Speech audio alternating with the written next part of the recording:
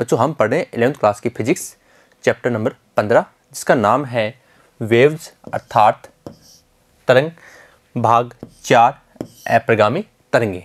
जैसा कि आपको बताया था, बिल्कुल आसान से एक बात समझाई गई थी कि ध्वनि तरंगों के अध्यारोपण से जो घटनाएं उत्पन्न होती हैं वो है व्यतिकरण, विस्पंद और अप्रगामी तरंगे। व्यतिकरण और विस्पंद के बारे में हम पिछले वीडियो में पढ़ चुके हैं। इस वीडियो में हम जानेंगे किसके बारे में, अप्रगामी तरंगों के बारे में, जो दो सीमाओं के बीच में बंधी होती हैं और किस प्रकार से वो अपनी कलाओं में परिवर्तन करते हुए संगीत स्वरों को क्या करती हैं, चेंज करती हैं। लेकिन बच्चों, इससे पहले अगर आपने पहले वाले वीडियो नहीं देखे हैं तो आप उन्हें ज़रूर देखें, क्योंकि उनके अध्ययन के बिना ये आपके समझ में नहीं आएगा। तो आप उन्हें अच्छे से समझें, उसके बाद में इसका अध्ययन आपके लिए बिल्कुल आसान हो जाएगा। तो बच्चों, कॉपी पेन के साथ तैयार हो जाइए, जानते हैं अप्रगामी तरंगों के बारे में। देखो बच्चों, अप्रगामी तरंगों में क्या होता है, जब किसी माध्यम में क्या होता है, समान आयाम और समान आवृत्ति की दो प्रगामी तरंगे क्या होती हैं, जिनमें एनर्जी का ट्रांसफर होता है। तो दो प्रगामी ध्वनि तरंगे क्या होते हैं, किसी माध्यम से एक दूसरे से विपरीत दिशा में, जैसे ये हो गया, ठीक है। अब एक तो मान लीजिए ये चल गई यहाँ से यहाँ तक, ओके, और एक तरंग समान आयाम होगा ऐसे, ये आगे दूसरी कला से, ये अप्रगामी तरंग है और बाउंड्री बंद होनी चाहिए। एक आई जिस कला से, उसी कला से दूसरी तरंग आएगी, और ये देखो आप, कुछ बिंदु आपको ये न्यूनतम होंगे, कुछ बिंदु आपके अधिकतम होंगे। इस बात का विशेष ध्यान रखें, ये होती है अप्रगामी तरंगे। तो एक ही रेखा पर चल रही हैं, तो इनके अध्यारोपण से एक नवीन तरंग का निर्माण होता है, जिसे बच्चों क्या कहते हैं, अप्रगामी तरंग कहते हैं। इस परिणामी तरंग का जो विक्षोभ है, जो हलचल है तथा ऊर्जा है, वो किसी भी दिशा में संचरित नहीं होती। परिणामी तरंग के बनने के लिए माध्यम भी क्या होता है, एक सीमित दीवार में होता है, दो दृढ़ आधारों के मध्य होता है, दो दृढ़ सिरों के मध्य ये होता है। इसके एग्जाम्पल की बात करें बच्चों, तो इसके अप्रगामी तरंगों के एग्जाम्पल को समझने के लिए इसके प्रकारों को जानना है। प्रकार होते हैं दो, एक होता है अनुदैर्घ्य जो सीधी रेखा में जाए, एक होता है अनुप्रस्थ जो लंबवत कंपन करता हुआ जाए। तो अनुदैर्घ्य अप्रगामी तरंग में क्या होता है, जैसे बच्चों बांसुरी होती है ना, बांसुरी वो अनुदैर्घ्य है, फूंक मारते हैं उसके अंदर। तो जब किसी पाइप के वायु स्तंभ में संचरित अनुदैर्घ्य प्रगामी तरंग पाइप के सिरों से परावर्तित होती है, तब परावर्तित तथा आपतित तरंगों के अध्यारोपण से वायु स्तंभ में अनुदैर्घ्य अप्रगामी तरंग बनती है। जैसे बांसुरी है, बिगुल है, बीन है, ये सब आप देख चुके हैं। तो इनका जो स्वर है, जिनमें फूंक मारी जाती है, वो जो अंदर तरंगे बनती हैं, वो कैसी तरंगे, वो अनुदैर्घ्य अप्रगामी तरंगे हैं। अनुप्रस्थ की बात करें तो ये लीजिए, अनुप्रस्थ में क्या होते हैं, जो तार होते हैं वो बिल्कुल टाइट होते हैं, उनको आप हल्का सा, जैसे गिटार है, हल्के से तार को भी आप एक तार को भी हल्का सा करोगे, उसमें आवाज़ आएगी, तो वो होते हैं आपके अनुप्रस्थ। जब तने हुए तार या डोरी में संचित तरंग डोरी के दूसरे सिरे पर परावर्तित हो जाती है, तब परावर्तित व आपतित तरंगों के अध्यारोपण से अनुप्रस्थ अप्रगामी तरंगों का निर्माण होता है। स्वरमापी है, सितार है, गिटार है, वायलिन है, ये सारे क्या इसके एग्जाम्पल हैं। अप्रगामी तरंगों में माध्यम के जिन बिंदुओं पर कण स्थिर रहते हैं, कंपन आयाम शून्य होता है, उन्हें बच्चों कहते हैं निस्पंद, तथा जिन बिंदुओं पर कंपन आयाम अधिकतम होता है उसे कहते हैं प्रस्पंद। अब आपको क्या ध्यान रखना है, जैसे मान लीजिए ये एक तरंग हो गई यहाँ तक, ठीक है, और दूसरी तरंग हो गई, दूसरी हो गई, ठीक है। अब ये जो बिंदु ना, यहाँ आयाम कितना है, यहाँ तक ये मिल तो नहीं देने, बिल्कुल डॉट बन गया, जीरो बन गया, तो ऐसे बिंदु पर आयाम क्या बच्चों, शून्य है, तो इनको कहते हैं निस्पंद, इसे कहेंगे एन, और इसे भी क्या कहेंगे, एन, ओके।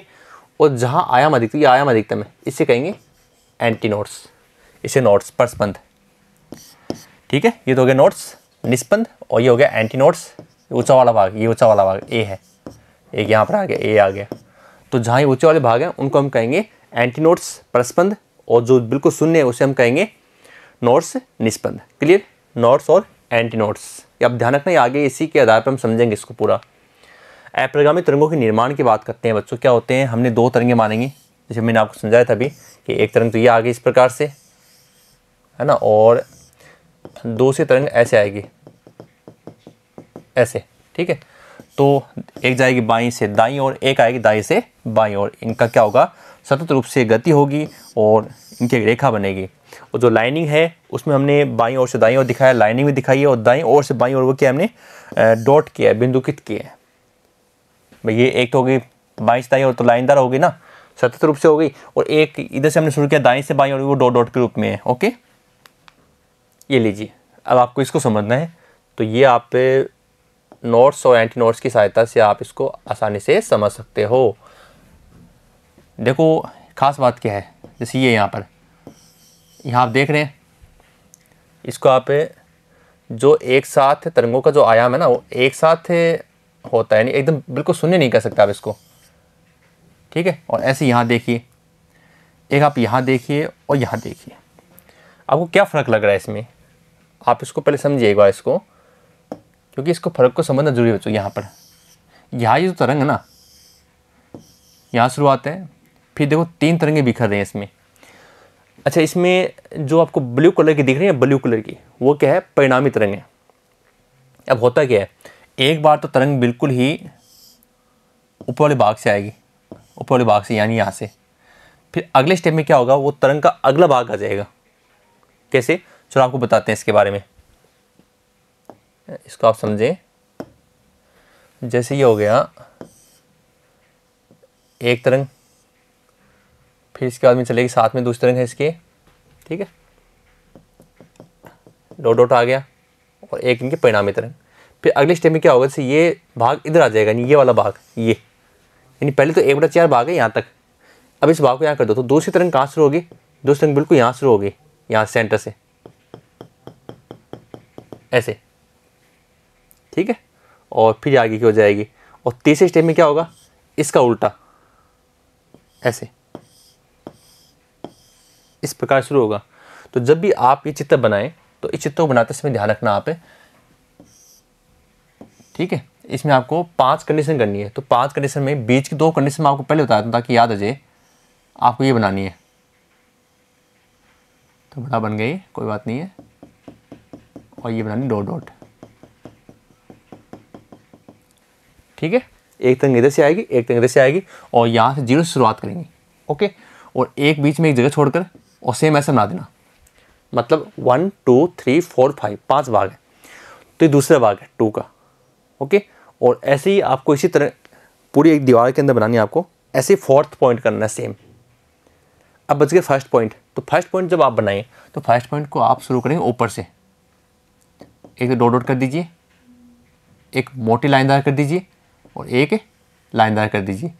फिर आप उसको ऐसे लेकर आएंगे इस तरीके से, यहाँ 0 पर लाएंगे, फिर इसको मैक्सिमम, मैं आपको एक लाइन से समझा रहा हूँ, फिर इसको ऊपर, फिर नीचे, और लास्ट वाली लाइन में जाकर उसको मिला दीजिए, ठीक है।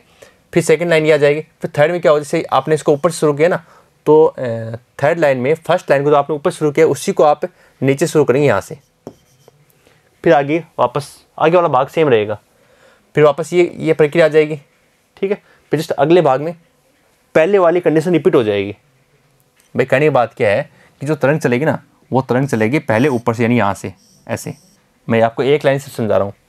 दूसरे में ये तरंग चलेगी 0 से, तीसरे में ये तरंग चलेगी नीचे से, चौथे में वापस 0 से लेकिन नीचे से, ध्यान रखना, उसमें ये ऊपर से ना, इसमें इस बार लाइनदार नीचे आ जाएगी, और अगले में वापस ऊपर से ऐसे। तो इस प्रकार से तरंगें क्या होती हैं, एक दूसरे पर अध्यारोपित होती हैं, और इनके मान हमें प्राप्त होते हैं। अब खास बात क्या होती है, जहाँ पर आयाम अधिकतम होता है वो बिंदु कौन सा है, वो ए बिंदु है, एंटी नोड्स है, और जहाँ पर न्यूनतम है वो ओनली निष्पन्न बिंदु एन है।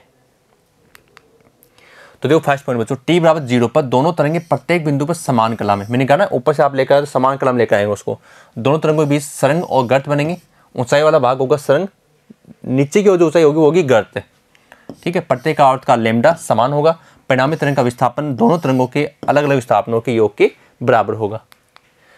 t बराबर t/4 पर एक आवर्त काल के 1/4 समय पश्चात दोनों तरंगे क्या होंगी, मैंने आपको बताया था कि एक ऊपर एक नीचे और बीच में लाइन खींचनी है, दूरी पर अपनी अपनी दिशा में बढ़ जाती हैं। किसी क्षण तरंगों में प्रत्येक बिंदु का परिणामी विस्थापन बराबर और विपरीत दिशा में है, और परिणामी विस्थापन की जो रेखा वो बीच में आएगी, और मोटी रेखा आपको प्राप्त हो जाएगी। ये कंडीशन 2, और एक और कंडीशन है वो सेम रहेगी।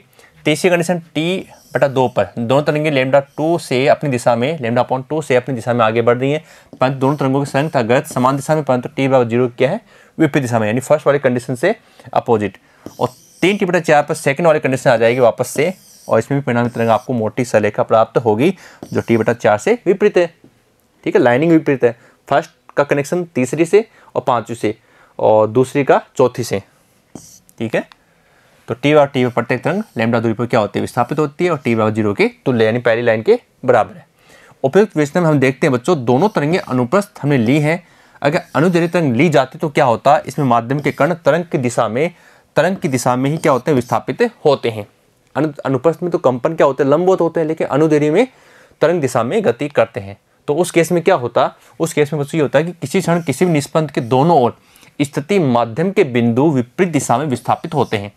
क्लियर। फलतः वो क्या होते हैं, जब निष्पंद से दूर हटते हैं ना, तो निष्पंद पर दाब क्या होता है बच्चों, कम हो जाता है। निष्पंद दाब क्या हो जाएगा, कम हो जाएगा। भाई उसको पहले से शून्य कर रखा है और आप उसको और दाब डालोगे तो वो वहाँ पर मान सही नहीं होगा, तो निष्पंद दाब क्या हो जाएगा, कम हो जाएगा। इसके विपरीत जब निष्पंद की ओर आप आओगे तो निष्पंद दाब बढ़ जाएगा। इस प्रकार स्पष्ट है कि निष्पंद पर दाब व घनत्व में परिवर्तन क्या होता है, अधिकतम रहेगा। और परस्पंद के दोनों ओर के किसी भी क्षण जब आप एक ही दिशा में चलते हैं तो परस्पंद पर दाब में किसी प्रकार कोई परिवर्तन नहीं होता है। बच्चों बात करते हैं अप्रगामी तरंगों की विशेषताएं। ये तरंगें माध्यम में आगे नहीं बढ़ती हैं बल्कि अपने स्थान पर स्थिर रहती हैं। प्रगामी तरंगें अपने स्थान पर नहीं रहती है, आगे बढ़ती हैं और ऊर्जा का ट्रांसफर करती हैं। और ये तरंगें ऊर्जा का ट्रांसफर नहीं करती हैं, केवल ऊर्जा का पुनर्वितरण इधर उधर कर सकती हैं, बाकी ऊर्जा का ट्रांसफर नहीं कर सकती। बाकी प्रगामी तरंगें करती हैं। बद्ध माध्यम में क्या होता है, बद्ध ये जो अप्रगामी तरंगें बद्ध माध्यम में बनती हैं। कुछ कण सदैव अपने स्थान पर स्थिर रहते हैं, अर्थात इनका विस्थापन क्या होता है, शून्य होता है। इन्हें हम क्या कहते हैं, निष्पंद कहते हैं। यहाँ आयाम का मान क्या होगा, शून्य होगा। और समान दूरियों पर स्थित होते हैं। अप्रगामी तरंगों के अनुदैर्ध्य होने की दिशा में निष्पंदों पर दाब अथवा घनत्व में परिवर्तन अधिकतम होता है, ये आपको अभी बताया था। अप्रगामी तरंगों में निष्पंदों के बीच बीच कुछ ऐसे बिंदु होते हैं जिनका विस्थापन क्या होता है, अधिकतम होता है। ये क्या होते हैं, परस्पंद होते हैं। और अगर अप्रगामी तरंगों में अनुदैर्ध्य तरंग ली जाए तो कोई दाब में परिवर्तन इन बिंदुओं पर नहीं होता है। परस्पंद बिंदुओं पर किसी प्रकार का कोई परिवर्तन नहीं होगा। और दो क्रमागत परस्पंद, ये बात खास है, इसको आप दिमाग में फिट कर लीजिए, क्योंकि आगे हम जो वायु स्तंभ में अप्रगामी तरंगे बनाएंगे उसमें ये कंसेप्ट काम में आएगा आपके। दो क्रमागत परस्पंद यानी एक नोड से दूसरा नोड्स या एक एंटी नोड से दूसरा एंटी नोड्स अगर है तो उसके बीच की दूरी क्या होती है बच्चों, λ/2 होती है। ठीक है, मतलब जैसे कि एक ए है, ये मान लीजिए, ठीक है। अब ये तो हो गया ए, ये हो गया एन और ये हो गया ए। शून्य वहाँ पर नोड्स और जहाँ शून्य नहीं है वहाँ एंटी नोड्स। तो ए और ए के बीच की दूरी होगी λ/2, ठीक है। लेकिन विपरीत अगर पूछें कि एक ए और एक एन कितना है तो आप बताएंगे λ/4। λ/4 अब देखो दोनों को हमने मिला दिया, क्या बन गई, λ/2 बन गई। समझ गए ना आप ये। तो ए और एन के बीच λ/4, बट ए से ए सेम का सेम, एन से एन कर लो चाहिए तब भी λ/2 होगा, ठीक है। तो ये हो गया आपका λ/4 होती है। निष्पंदों के अतिरिक्त क्या होता है बच्चों, सभी कण क्या करते हैं, सरल आवर्त गति करते हैं। आवर्त काल तो इनका बराबर होता है लेकिन आयाम क्या होता है, अलग अलग होता है। और निष्पंदों पर आयाम का मान शून्य होता है और परस्पंदों पर आयाम का मान क्या होता है, अधिकतम होता है। ये मैं आपको बार बार बता चुका हूँ। किसी भी क्षण दो पास पास स्थित निष्पंदों के बीच कणों की कला समान होती है। वे साथ साथ क्या करते हैं, गति करते हुए अपने अधिकतम विस्थापन की स्थिति में पहुंचते हैं और साथ ही अपनी साम्यावस्था से गुजरते हैं। किसी भी क्षण की निष्पंद के दोनों ओर की बात करें तो कलांतर कितना होता है, पाई होता है। और दोनों ओर के कण क्या होते हैं, विपरीत कला में कंपन करते हैं। ऐसा आपने दो कंडीशन देखी है, जो स्थिति 2 थी और स्थिति कितनी 4 थी आपकी। उसमें माध्यम के सभी बिंदु एक आवर्त काल में 2 बार एक साथ अपनी साम्यावस्था से गुजरते हैं, अर्थात 2 बार अप्रगामी तरंगें क्या होती हैं, एक सीधी रेखा का रूप ग्रहण कर लेते हैं। जब उनको जोड़ते हैं ना तो बीच में मोटी रेखा प्राप्त होती है। चित्र आप बनाएंगे तो आपको समझ में आएगा ये, ठीक है। तो अब है अप्रगामी तरंगों का गणितीय विश्लेषण, छोटा सा है, चलो कर लेते हैं। हम मानते हैं कि पहली तरंग है A1 बराबर A sin ωt minus kx। दूसरी तरंग क्या है, वो परावर्तित होगी क्योंकि एक जा रही है उधर तो एक वापस आ रही है, तो वो यहाँ आएगा प्लस y2 बराबर A sin ωt plus kx। अभी दोनों तरंगें हो गई, जो मानक मान है वो हमने ले लिया इसके अंदर। तो अब जो परावर्तित तरंग आएगी तो उसमें कला होगी माइनस के लिए अकॉर्डिंग, तो यहाँ आ जाएगा minus A sin ωt plus अक्ष। ये इसका दूसरा समीकरण, क्योंकि दिशा क्या हो गई, विपरीत हो गई, माइनस आ गया। अब y1 प्लस y2 दोनों जोड़ते हैं, A sin ωt minus kx और A sin ωt plus kx। Solve करते हैं, A sin ωt cos x, भाई A तो कॉमन आ रहा है ना, और इसको सोल्व कर दिया अपने, ωt माइनस cos x और A cos ωt into sine kx plus A sin ωt cos x plus A cos ωt into sine kx। मतलब आपको क्या करना है, इसमें साइन ए माइनस बी है, ठीक है, और ये साइन ए प्लस बी है, तो सूत्र हो जाएगा sine A into cos B plus minus cos A into sine B, ठीक है। तो इस सूत्र है किसका, ए प्लस माइनस बी का। आगे बीच में यहाँ प्लस है तो साइन ए प्लस बी होगा, और माइनस है तो यहाँ माइनस आ जाएगा। तो इसको सोल्व कर दिया, ओमेगा टी माइनस आ गया, प्लस फिर यहाँ वापस प्लस आ गया, तो एक बार साइन ए माइनस बी का रूप है और एक बार साइन ए प्लस बी का रूप है। इसको सोल्व कर दिया पूरा, ठीक है। अब सोल्व करने के बाद जो मान कटता है वो कट कर दीजिए आप। कौन सा कटा है, A cos omega T sine के एक्स, ये कट गया। अब ये A sine omega T cos x, A sine omega T cos x 2 बार आ गया, तो ये हो गया 2a cos के एक्स साइन ओमेगा टी, ठीक है। अब r बार 2a cos के एक्स, यानी इस मान की जगह आपको केवल r लेना है, तो उस केस में क्या बचेगा, केवल r साइन ओमेगा टी बचेगा। ये अपरिगामी तरंग का क्या है, समीकरण है। तो 2a cos के एक्स क्या हो गया, उसका आयाम हो गया, ये छोटा से या बड़ा नहीं है, ठीक है। इस आयाम का मान दूरी पर निर्भर करता है। अब स्थिति फर्स्ट की बात करें कि इनकी से हमने समपोषी विनाशी व्यतिकरण कहते हैं पिछले वीडियो में, वैसे यहाँ देखते हैं।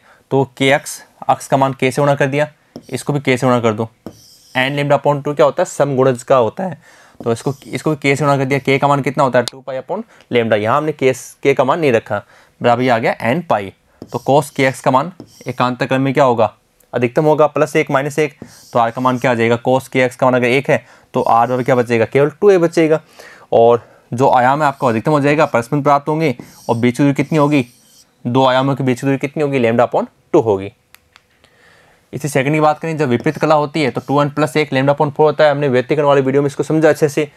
तो 2 पाई अपॉन लेमडा, के से गुणा कर दिया एक्स को यहाँ, और यहाँ भी कर दिया, यहाँ के का मान रख दिया 2 पाई अपॉन लेमडा।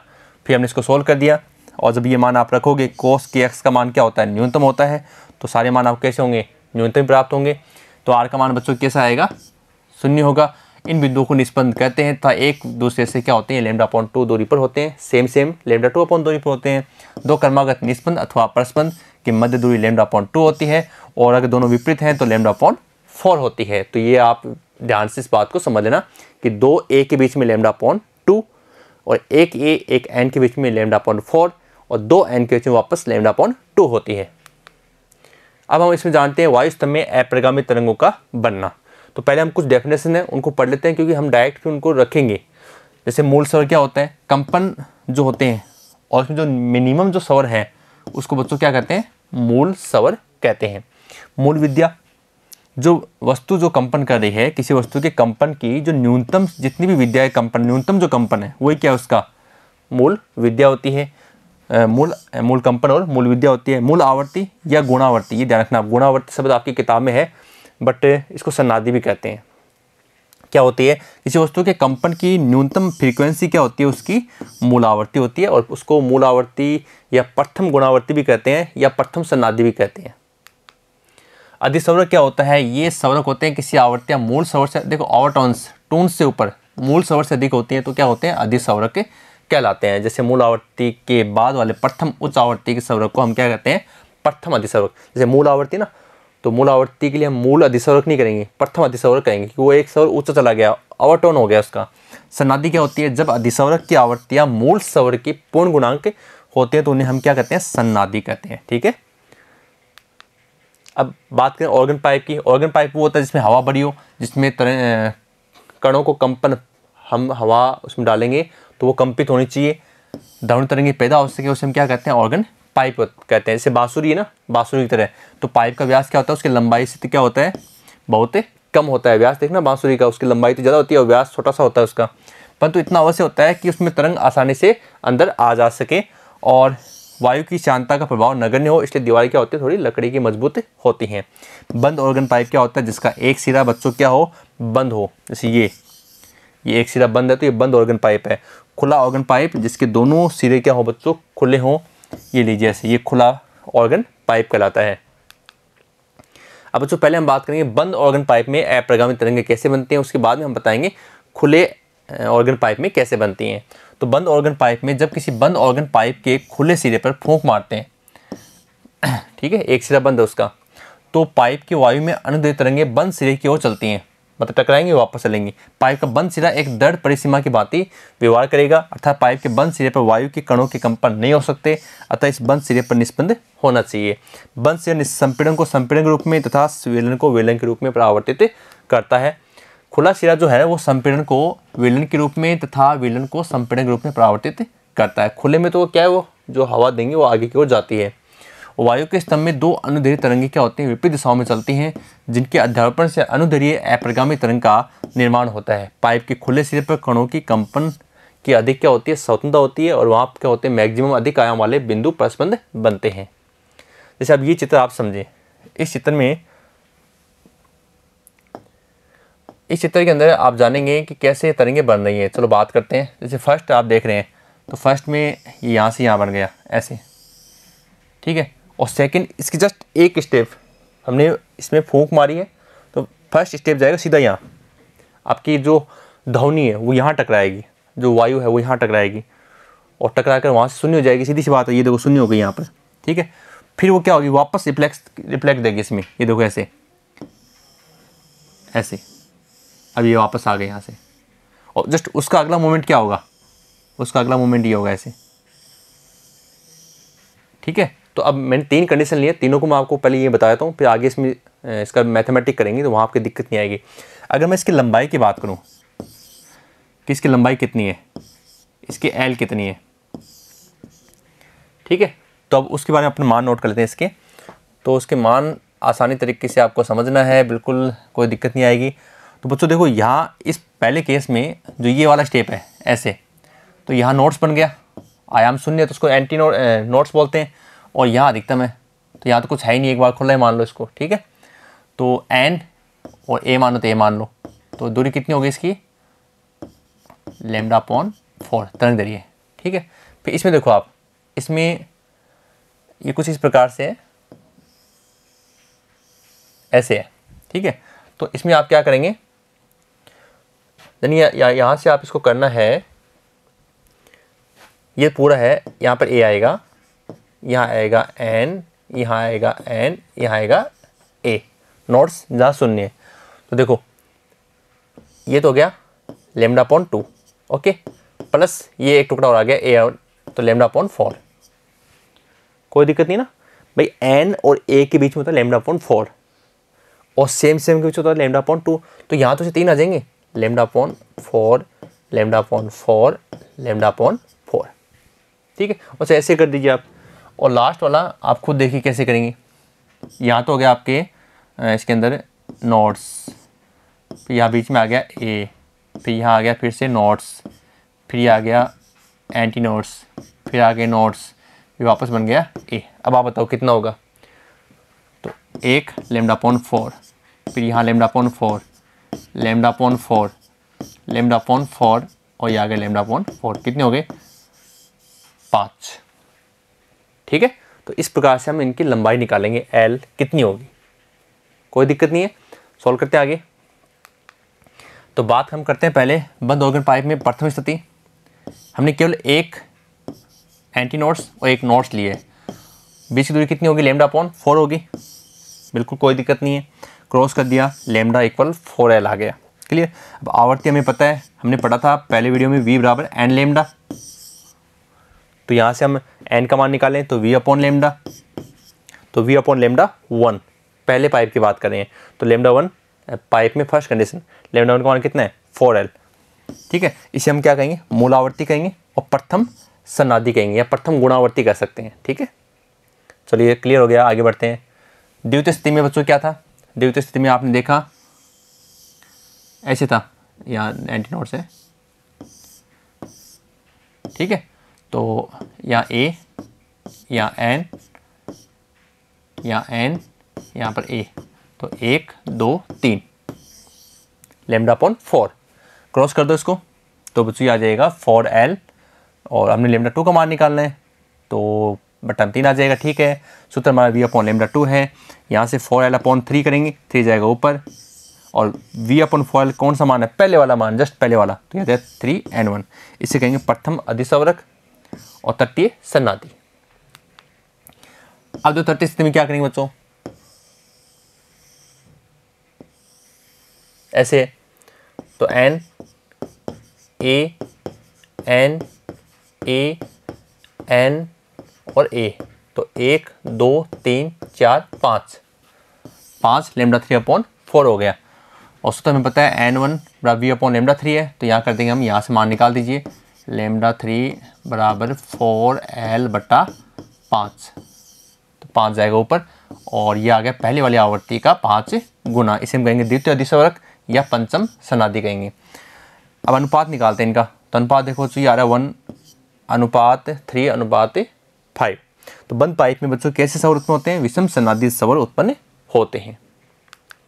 अब इसी प्रकार हम समझते हैं खुले ऑर्गन पाइप में। खुले ऑर्गन पाइप में देखो आप, ये सिरे खुले हैं, यहाँ पर ये भी खुला है, इधर भी खुला है, इधर भी खुला है, और बाकी आपको कोई दिक्कत नहीं है। First condition, second condition, third condition, हमें 3 कंडीशन का हम इसमें समझाएंगे।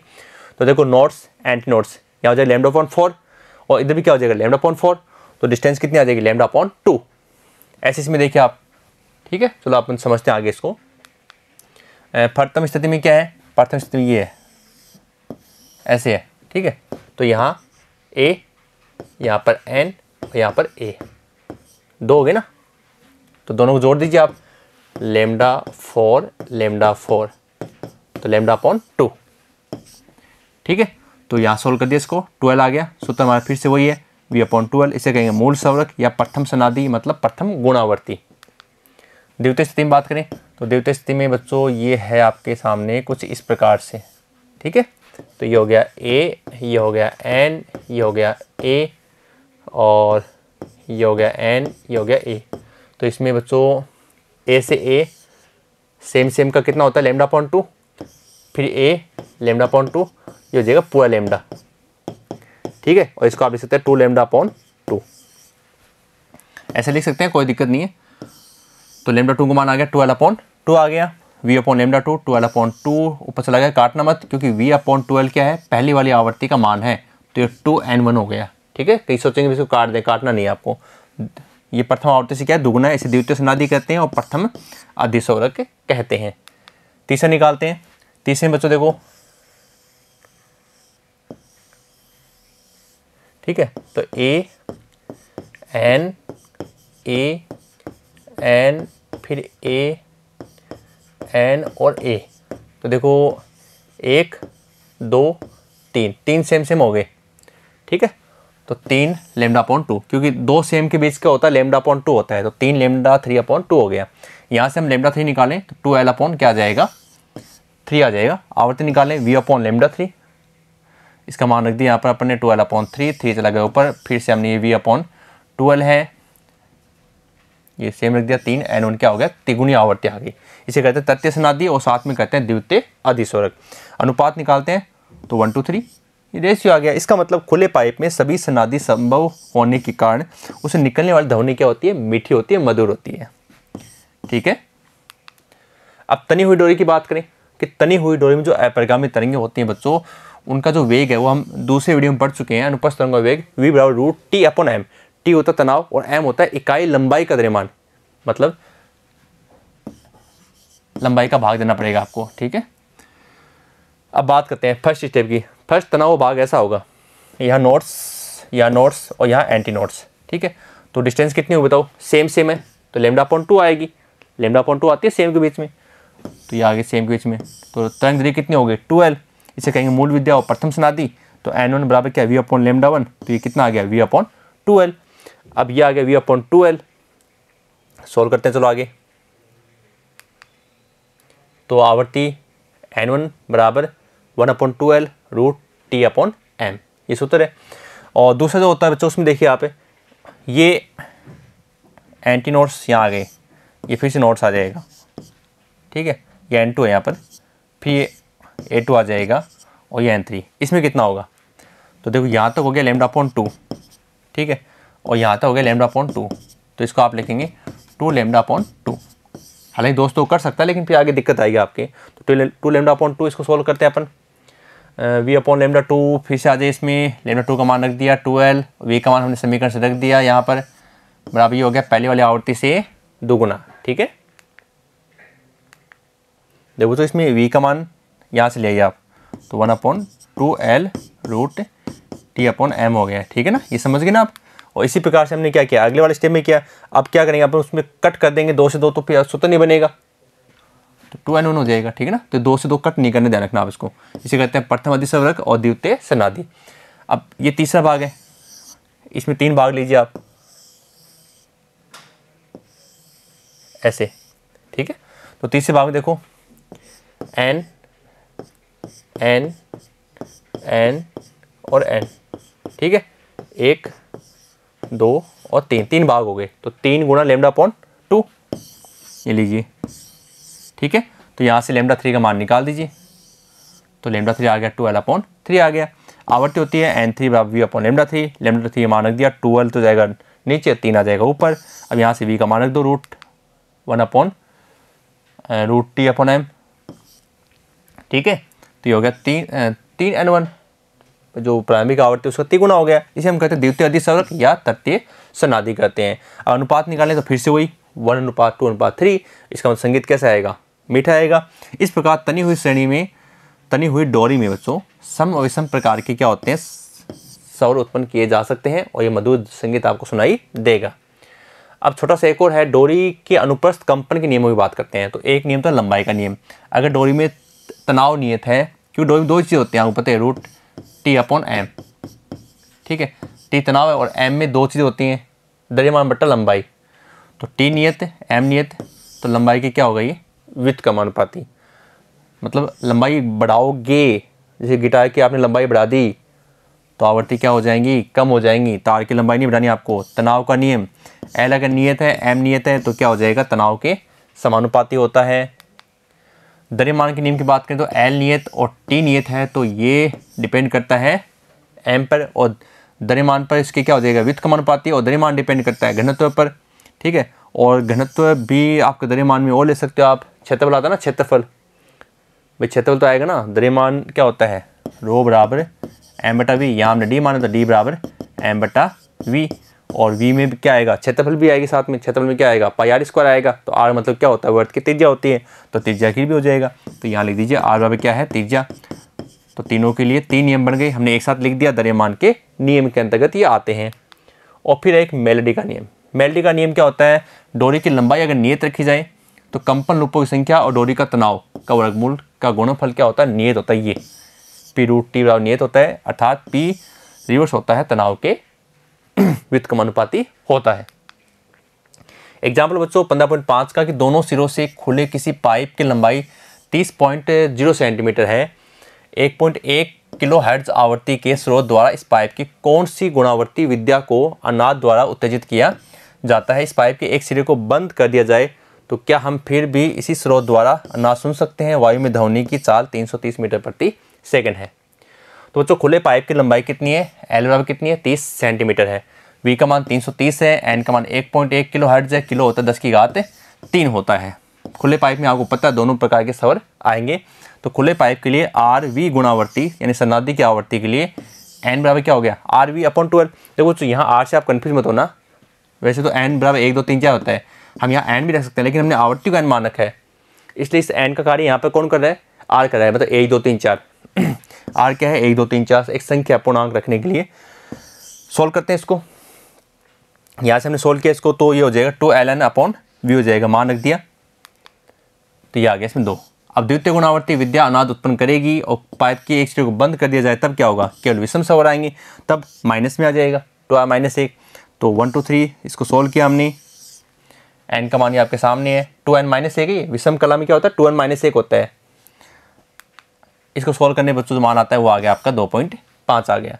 तो आर का मान पूर्णांक प्राप्त नहीं होता है, अतः बंद पाइप कोई भी गुणावर्ती विद्या स्रोत के साथ अनुनाद उत्पन्न नहीं कर सकेगी। तो बच्चों इस वीडियो में हमने जाना अप्रगामी तरंगों को विस्तार से और किस प्रकार से उसमें वायु स्तंभ में स्वर बनते हैं उनके बारे में भी हमने जाना है।